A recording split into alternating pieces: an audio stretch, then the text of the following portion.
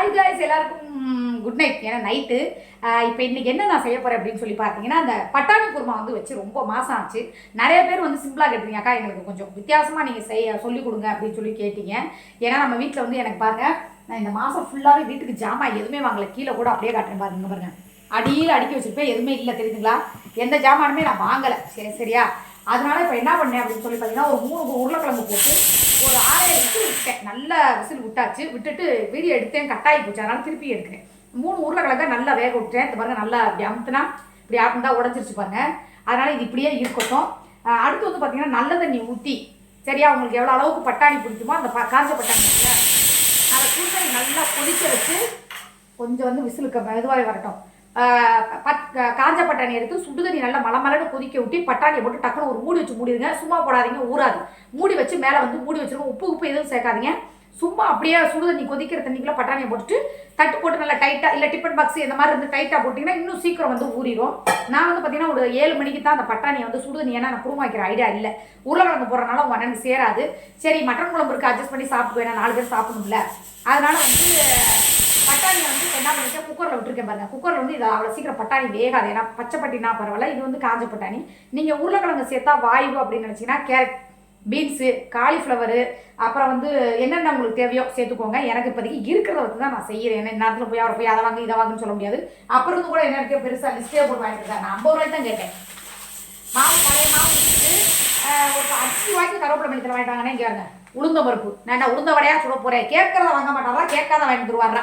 அப்புறம் இந்த பட்டை கிராம்பு, அதுக்கப்புறம் இந்த இது அந்த இதெல்லாம் இல்லை. அதனால் கொஞ்சம் கொஞ்சம் வாங்கிட்டு வரணும். ஏன்னா நான் போனேன்னா இதெல்லாம் வாங்கிடுவேன்.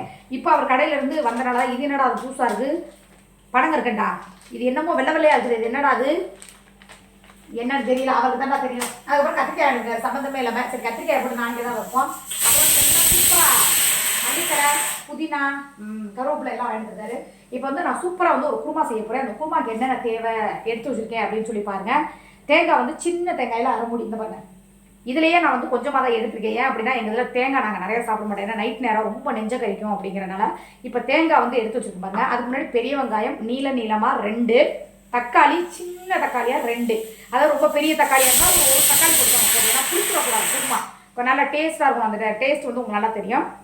அதுக்கப்புறம் பார்த்தீங்கன்னா பூண்டு வந்து ஒரு 5 பல்லு பூண்டு, தெரியுதா? 5 பல்லு பூண்டு, குண்டு குண்டாக இருக்கிறனால 5 பல்லு பூண்டு, ஒரு 4 பச்சை மிளகா. ஏன் அப்படின்னா காரம் இது மட்டும்தான், வேறு எதுவுமே நம்ம காரத்துக்கு மிளகா பொடியோ குழம்பு தூளோ இல்லை அதை மாதிரிலாம் எதுவுமே சேர்க்க போகிறது கிடையாது. இந்த பச்சை மிளகா மட்டும்தான் காரம். இப்போ இதுக்கு இதை வந்து நம்ம வந்து ஒரு மசாலா அரைக்கணும். அரைச்சி அதுதான் குருமாவை ஊற்றணும். எப்படி அரைக்கிறது, என்னென்ன நான் போடுறேன் அப்படிங்கிறத ஒரு காட்டுறேன். இப்போ இந்த மாதிரி ஒரு ஜார் எடுத்துக்கலாம். இது சின்ன ஜார் கூட போதும், இவ்வளோ பெரிய ஜார் கூட தேவையில்லை. பெப்பர் பொடி இருக்கிறனால அதை எடுத்துக்கிட்டு பாருங்க. தேங்காய் வந்து நான் கொஞ்சம் தான் போடுறேன். நான் வந்து இதில் மிக்சியில் போடும்போது எனக்கு அளவு தெரியும். இதை வந்து இப்போ நீங்கள் காலையில் உங்களுக்கு குருமா தேவைப்பட்டால் கூட நீங்கள் வந்து வச்சுக்கோங்க. அதனால் இப்போ நான் என்ன பண்ணுறேன், இருந்தா கொஞ்சம் சேர்த்தே வச்சுக்கோ. ஏன்னா காலையில் எழுந்திரிச்சு நம்மளால ஒரு குழம்பு அந்த மாதிரிலாம் வச்சு கொடுக்க கூடாது. இந்த மூடியிலே கொஞ்சம் ஒரு 3/4 மூடி போட்டுக்கோங்க போதும். சரியா, ரொம்ப போட வேண்டாம். இப்போ வந்து தேங்காய், நம்ம போட்ட தேங்காய் எல்லாத்தையுமே ஃபஸ்ட்டு இதை கோபப்பா அரைச்சிக்கோங்க. ஏன்னா இல்லைன்னா அரைச்சாங்க நல்லா வரணும். முன்னாடி தான் எல்லாத்தையும் செய்கிறேன்.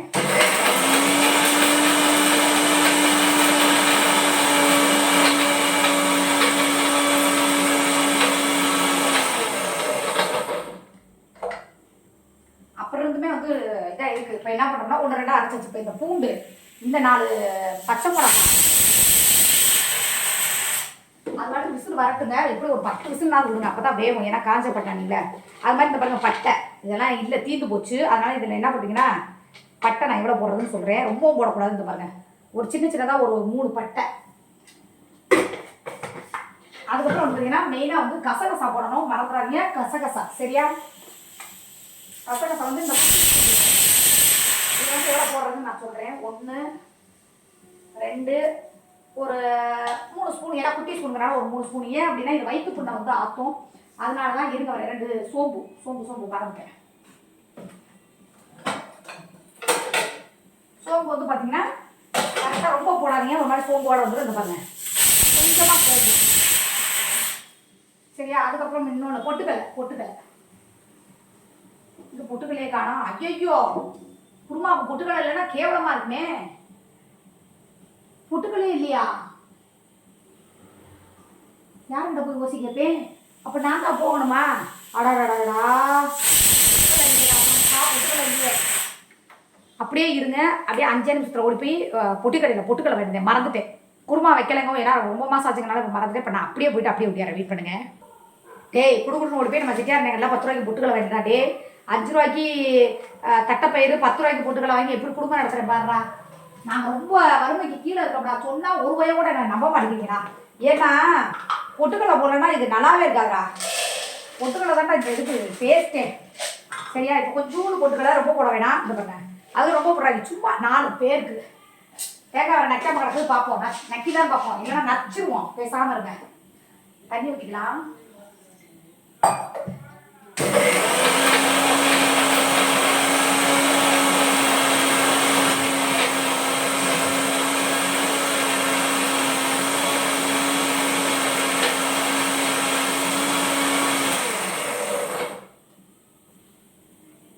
அப்படியே அரைக்கும் போதே வாசம்.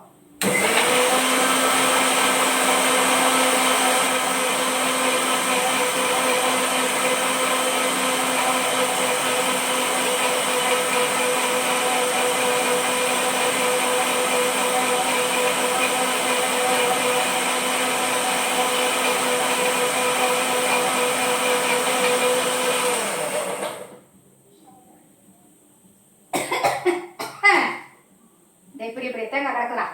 இதுதாண்டா சொல்றது, நச்சு போடணும்டா. நச்சு இருங்க வரேன்.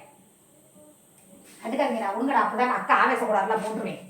சரியா? அப்பவே நச்சு போட்டுக்கலாம்ல, ஒன்றும் பிரச்சனை இல்லை. இப்போ உரலுங்க. இதை வந்து நீங்கள் நான் துருவிங்க நிறைய பேர். நான் துருவாம அவசரப்பட்டு போட்டேன். ஐயோ என்ன தெரியுது?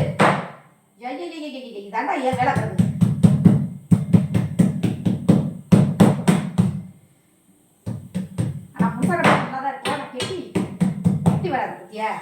இது ஒரு வேலையாடா? துருவி இருந்தா இந்த வேலை உட்காந்து அனுப்ப போட்டுருக்கேன். உட்காந்து திருவுறதுக்கு அவ்வளோ ஒரு சோம்பி. அப்படியே மசாலா அரைக்கும் போதே வாசம் மும்மு தூக்குறா.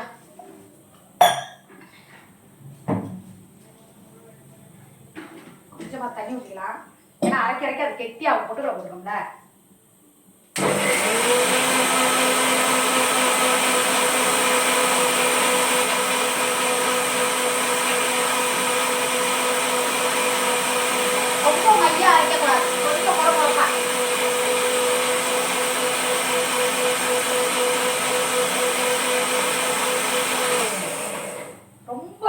அரைக்கூடாது, ஓரளவு.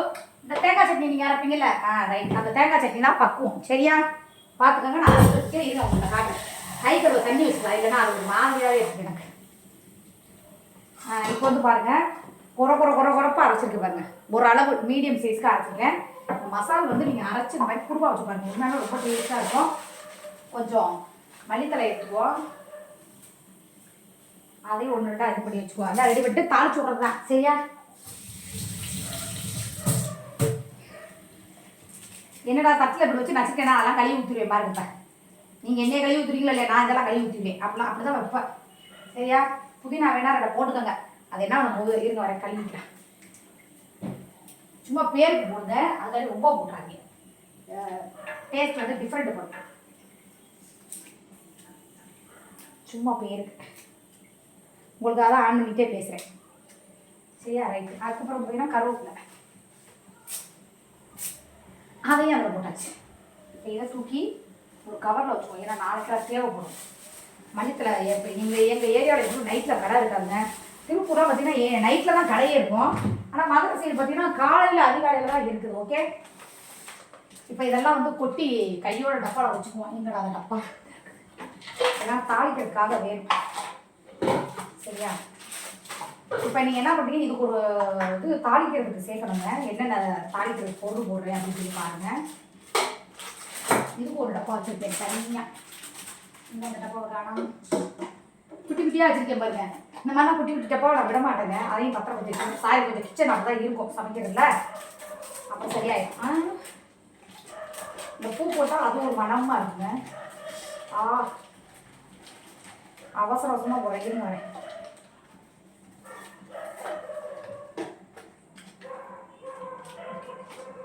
இது கூட இதில் போடலாம், யார் கேட்கலாம். இப்போ வந்து பார்த்தீங்கன்னா 2 சோம்பு, திருப்பி சோம்பு தான், வேறு எதுவுமே கிடையாது. இந்த இதில் டப்பா மூடியிலேயே காட்டுறேன் சரிங்களா. இங்கே பார்த்துக்கோங்க, 2 சோம்பு.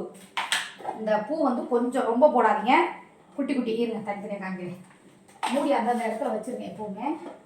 அதுக்கப்புறம் பார்த்தீங்கன்னா பட்டை, ஏன்னா ஆல்ரெடி நம்ம பட்டை போட்டு அரைச்சிருக்கிறோம், அதனால் வந்து இந்த மாதிரி சின்ன பட்டையை எடுத்து இந்த இப்படி ஒரு 2 3 ஒரு 3 பட்டை உடச்சி இப்படி ஓரமாக வச்சுக்கோங்க. அதுக்கப்புறம் இந்த பூ ஒன்றே ஒன்று போட்டுக்கோங்க. அதுக்கப்புறம் வந்து பார்த்தீங்கன்னா எங்கள் கிராம்பு டப்பா,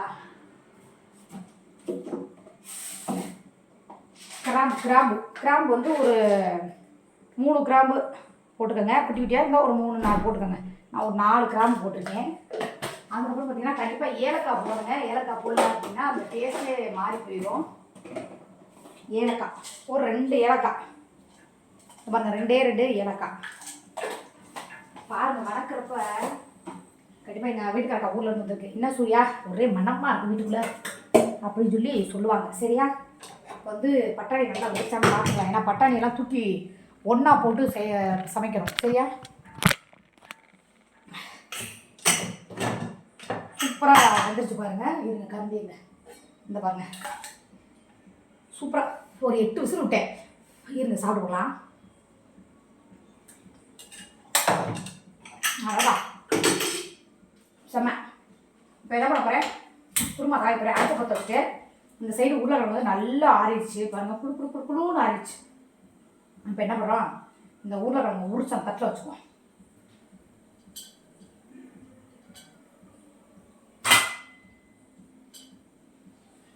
உருளைக்கிழங்குலாம் உரிச்சு அதில் தட்டில் வச்சுட்டு காட்டுறேன். இப்போ வந்து பார்த்தீங்கன்னா நான் ரேஷன் கடை ஆயில் தாங்க யூஸ் பண்ணுறேன், ஏன்னா கடையில் நான் வாங்கலை, அதனால் ரேஷன் கடை ஆயில் தான். இந்த பனிக்கு வந்து உறைஞ்சிருது, கொஞ்சம் நல்லா ஊற்றிக்கங்க, ஏன்னா வெங்காயம்லாம் நல்லா பொன்னிறமாக வதக்கணும். இப்போ அடுத்து வந்து பாருங்கள் உருளைக்கிழங்கு. வீடியோ கொஞ்சம் கட் பண்ணி தான் எடுப்பேன், ஏன்னா ரொம்ப நிமிஷம் போனால் நீங்கள் பார்க்க மாட்டீங்க, அதனால தான் கொஞ்சம் வெயிட் பண்ணுங்கள். இப்போ வந்து பாருங்கள் எண்ணெய் நல்லாவே காஞ்சிருச்சு, நிறைய காஞ்சிருச்சு. இந்த பாருங்கள் டக்குனு போடுங்க, ஒரே செகண்ட் தான், கறியை விட்டுறாதீங்க. அதுக்கப்புறம் பெரிய வெங்காயம்,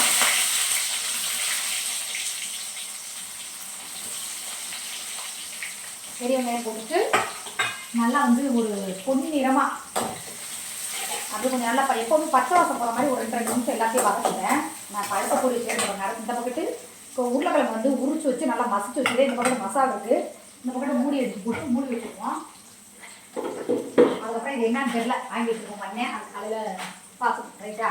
அதுக்கப்புறம் இதெல்லாம் வந்து எடுத்து ஒதுங்க வச்சுருக்கோம். இதோட மத்தியானம் சாப்பிட்றது கொஞ்சம் இருக்குது.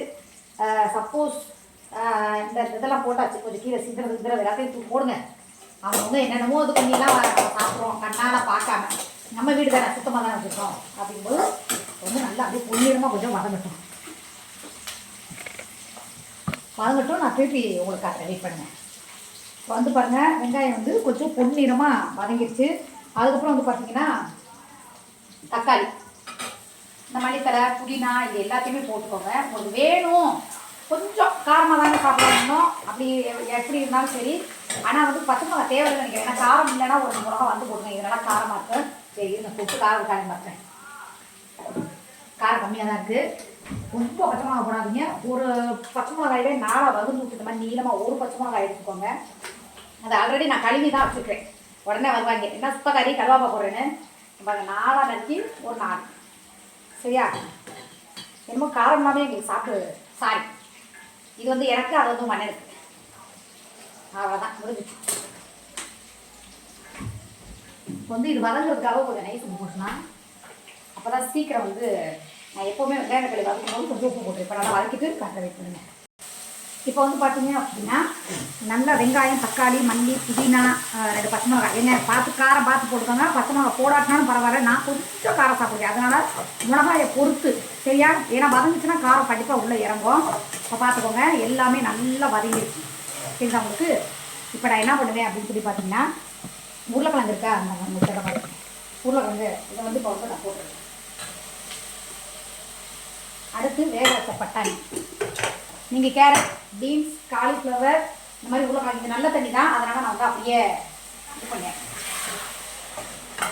போடும்போது வாசம் அப்படியே இங்கேருந்து 10 வீட்டுக்கு மணக்குங்க. உருளைக்கிழங்கு இந்த பட்டாணி எல்லாத்தையும் போட்டாச்சு. கொஞ்சம் உப்பு போட்டுக்கலாம். உப்பு மட்டும் பார்த்து போடுங்க, ஏன்னா என் கைக்கு வந்து உப்பு எப்பவுமே ஜாஸ்தியாக அதனால் கொஞ்சமாக போட்டிருக்கேன். இப்போ இது வந்து எல்லாமே போட்டுங்க. இப்போ குருமாவே நான் வந்து கலக்கி அதை ஊற்றிடுறேன். குருமா நான் நிறையா தான் வைக்கிறேன்.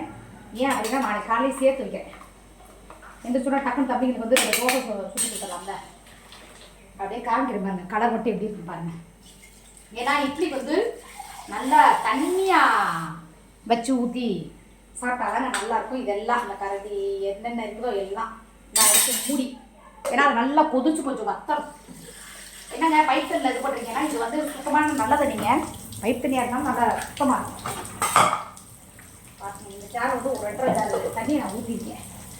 ஏன்னா பொட்டுக்கல்ல கசகசெல்லாம் சேர்த்துருக்கறனால உங்களுக்கு இது வந்து கெட்டி கொடுக்கும். இது பைப்பை தான் வந்து வளர்த்துருக்காங்க, கெட்டி கொடுக்கும்.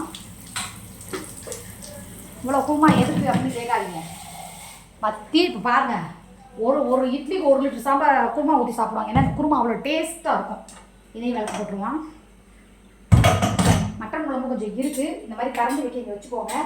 இது வந்து இப்போ கலைச்சிட்டு நான் வந்து நல்லா கொதிக்கணும். இது எப்படி இருக்குன்னு கேட்டவா, எப்படி இருக்குன்னு பாருங்கள். இது வந்து நல்லா மல்லன்னு கொதிச்சு உங்களுக்கு வந்து தண்ணியாக, ஏன்னா இட்லிக்கு தண்ணியாக தான் இருக்கும் சரியா. அதனால் இதை வந்து இந்த மாதிரி செஞ்சு நீங்கள் போட்டு சாப்பிடு, இட்லியில் ஊற்றி சாப்பிட்டு பாருங்கள். இப்போ இந்த குருமா காலையில் வரைக்கும் இருக்குமா அப்படின்னு எனக்கே தெரியலை. ஏன்னா இது வந்து எப்படின்னு கேட்டிங்கன்னா 10 இட்லி சாப்பிடலாம், அப்படி டேஸ்ட்டாக இருக்கும் இந்த குருமா. கொஞ்சம் நல்லா ஒரு 10 நிமிஷம் இல்லைனா ஒரு 7 நிமிஷமாக விட்டுருங்க. இப்போ உப்பு பார்க்கலாம். உப்பு கொஞ்சம் கம்மியே இருந்தால் வத்துட்டோம். நான் சொன்னல கொஞ்சம் காரமாக வச்சுருக்கேன்னு சொல்லி, ஏன்னா எனக்கு உப்பு போடுற கை வரமாட்டேங்குது, பயமாக இருக்குது உப்பு போடுறதுக்கு. அதனால் இப்போ நல்லா கிண்டி விட்டுட்டு இப்போ என்ன பண்ணுங்க, இந்த தட்டை வச்சு இப்படியே மூடி வச்சுருங்க. ஒரு 10 நிமிஷம் நல்லா சலன்னு கொதிக்க விட்டு இறக்கி சூடாக இல்லைனா வெயிட் பண்ணுங்கள். நான் இட்லி உங்களுக்காக ஊற்றிட்டு கூட குருமாவே அதிலே ஊற்றி காமிக்கிறேன். உங்களுக்காக நான் அப்படியே கேமரா ஆஃப் பண்ணிக்கிறேன்.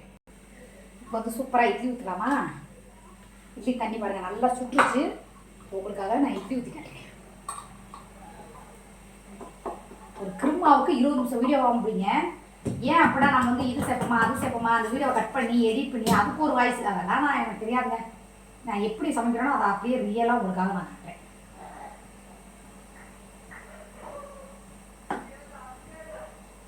இப்போ ஊற்றி ஒரு ஈடு நானும் உங்கள் அண்ணாவும் சாப்பிடுவோம். அப்புறம் திலிப்பா உங்களுக்கு வந்து ஊற்றி மூடி வச்சுருவேன் சரியா. வந்தோடனே அவங்கள சாப்பிட சொன்னேன். ஏன்னா இவன் திலிப்பா வந்தோடனே ஏதாவது பஸ்ஸில் வரும்போது சாப்பிடுவதானா வேண்டாம் அப்படின்பா. அதனால் வந்து அவள் சாப்பிட்டா தான் ஃபோன் அப்படின்னு சொன்னா தான். 2வது ஃபோனெல்லாம் கொடுக்குற மாதிரி இல்லை, என்ன பண்ணி வச்சுருக்கேன்னு தெரியல. ரேங்க் கார்டுன்னு கொடுத்துட்டாங்களா ஸ்கூலில் இல்லையா ஏது ஒன்றும் புரியலை. அதனால் இப்போ ஒரு ஈடு, ஏன்னா மத்தியானம் சோறு கொஞ்சம் கிடக்கு. நானும் காலையில் வந்து சோறாக சாப்பிட்டு சலிச்சு போயிட்டேங்க. உண்மையான கொஞ்சம் சோறு இருக்குது கடையில் வந்துட்டு பாருங்க. சூப்பரான இட்லி. இது வேகட்டும், வெந்தோன்னா உங்களுக்கு குருமாவோட ஊற்றி கட்டுற வெயிட் பண்ணுங்க. இப்போ வந்து பாருங்கள் குருமா நான் சொன்ன மாதிரி நல்லா சலசலன்னு கொதிச்சு அதை கணிக்க விடாதீங்க. இந்த மாதிரி வந்து நல்லா இந்த அளவுக்கு வச்சுருந்தோமா, கொஞ்சம் ஒரு 1/2 இன்ச்சு அளவுக்கு வத்திருச்சு பாருங்கள். இது என்ன பண்ணிங்க, கொதிக்க விட்டு ஆஃப் பண்ணிவிட்டு ஒரு 10 நிமிஷமோ 15 நிமிஷமோ கழித்து நீங்கள் குருமா எடுக்கும்போது இன்னும் கொஞ்சம் கெட்டியாயிரும். அந்த கெட்டியாகிறதுக்காக தான் நம்ம பொட்டுக்கல்ல போடுறது. இப்போ பாருங்கள் ஒரு 2 நிமிஷம் அப்படியே நான் கொதிக்க விட்டு ஆஃப் பண்ணிடுவேன். இந்த அடுப்பு வந்து இட்லி வேகுது, இன்னும் வேகலை, அவசரப்பட்டு எடுத்துறாங்க. இந்த பாருங்கள் மாவாத்தான் இருக்குது, பார்த்தாலே தெரியும். ஏன்னா நான் அடுப்பு வந்து ரொம்ப கம்மி பண்ணி தான் வைப்பேன் சரியா. இதையும் உங்களுக்கு நான் வந்து சாப்பிட்டு அண்ணனுக்கு வச்சு காட்டுற மாதிரி காட்டுறதுனா கூட நான் வந்து வீடியோவில் காட்டுறேன். வேணா ஒரு 2 நிமிஷம் வெயிட் பண்ணுங்கள். இப்போ வந்து பாருங்கள் இந்த பக்கத்தில் வந்து நான் குருமாவை இப்படி ஆஃப் பண்ணிடுறேன் சரியா. நல்லா வத்திருச்சா, இப்படி கரண்டி போட்டு கிண்டி பாருங்கள். கரெக்டாக ஒரு 10 நிமிஷம் இது தண்ணி மாதிரி தான் இருக்கிற மாதிரி இருக்கும். கொஞ்சம் நேரம் ஆகாத ரொம்ப கெட்டியாக அப்படியே ஒரு இதாயிரும். இன்னும் காலைல பார்த்தீங்கன்னா அது ஒரு மாதிரி பால் கறின்னு சொல்லுவாங்க இந்த சைடு. இதையே கொஞ்சம் தண்ணி குறைச்சி வச்சு பிறட்டின மாதிரி எடுத்தால் அது பேர் பால் கறி. என்ன தேங்காய் அரைச்சி ஊற்றிருக்கேன், அதில் தேங்காய் பால் அரைச்சி ஊற்றுவாங்க, அவ்வளோதான் வித்தியாசம். இந்த சைடு பார்த்தீங்கன்னா இட்லி வந்துருச்சா, சூப்பராக இருந்துச்சு. சரி இப்போ உங்கள் மாமாவுக்கு கொண்டு போய் கொடுக்கலாமா, உங்கள் அண்ணனுக்கு. எப்படியெல்லாம் ஆவி பறக்க இட்லி பாருங்கள். இப்போ சுட கொண்டு போய் கொடுக்கணும். ஏன்னா சூடாக இருக்கும்போது இட்லி சாப்பிடாங்காட்டி மாடா, சூடாக இருக்கும்போது கொடுத்தா தான் கொஞ்சம் இந்த பனி நேரத்துக்கு அதை வந்து சாப்பிடுவார் சரியா. இப்போ நான் வந்து கொஞ்சம் நேரம் சாப்பிட்றேன். அதனால் இந்த இட்லி எப்படியே மூடி வச்சுருவோம். அதாவது எடுத்தால் எங்கள் ஏரியாவில் மாவு கடை ரொம்ப சூப்பராக இருக்கும். நீங்கள்லாம் வீட்டில் ஆட்டுவீங்க, நாங்கள் ஆட்டுறதில்லை. ஏன்னா 40 ரூபா போட்டாலும் எங்கள் 2 பேத்துக்கும் மாவு இதை போட்டு இப்படி மூடிடுவோம். இட்லி வந்து மீடியமாக தான் இருக்கணும், ரொம்ப பெருசாக தான் எங்களுக்கு யாருக்குமே பிடிக்காது. இப்போ வந்து குருமா குழம்பு கொடுக்கலாமா, அவருக்கு சின்ன கிண்ணிலையும் கொடுக்கக்கூடாது, பெரிய கிண்ணிலையும் கொடுக்கக்கூடாது, நார்மலாக கொடுக்கணும். எப்படிலாம் பார்த்து கொடுக்கணும் தெரியுமா. சிக்கா பாய் அப்படி எடுத்து இன்னைக்கு அவங்க சாப்பிட்டு எப்படி இருக்குன்னு சொல்கிற வரைக்கும் நான் உங்களுக்கு பாருங்க ஒரு 5 உங்களுக்காக சுட இட்லி வச்சு குருமா வச்சிட்டேன். அதுக்குள்ளயா? ஆமாம், பட்டாணி குருமா வச்சு ரொம்ப நாள் ஆச்சுல, அதனால் இப்போ எப்படி இருக்குது அப்படின்னு சொல்லிட்டு உங்கள் அண்ணன் சாப்பிட்டு பார்த்துட்டு சொல்லுந்தாங்க. ஏன்னா சாப்பிட்றத காமிச்சா உங்கள் அண்ணனுக்கு வந்து பிடிக்காது. ஆனால் உங்களுக்காக வந்து காட்டுறேன், வெயிட் பண்ணுங்க. ஏன்னா ரொம்ப நாள் ஆச்சு. பட்டாணி போட்டுக்கோங்க, இது வேண்டாம். உருளைக்கிழங்கு போட்டிருக்கியா? உருளைக்கிழங்கு போட்டிருக்கேன், அது வேண்டாம், பட்டாணி மட்டும். பட்டாணி எங்கே காண கிடக்கா? இருக்கு. சும்மா சாம்பிளுக்கு ஒரு இது சாப்பிட்டு காட்டுங்க எப்படி இருக்குன்னு. இப்படி கொதிக்க கொதிக்க தாண்டா அவருக்கு கொடுக்கணும், அப்போ தாண்டா பிடிக்கும். நல்லா பெரட்டி. செம்மையாக இருக்குப்பா.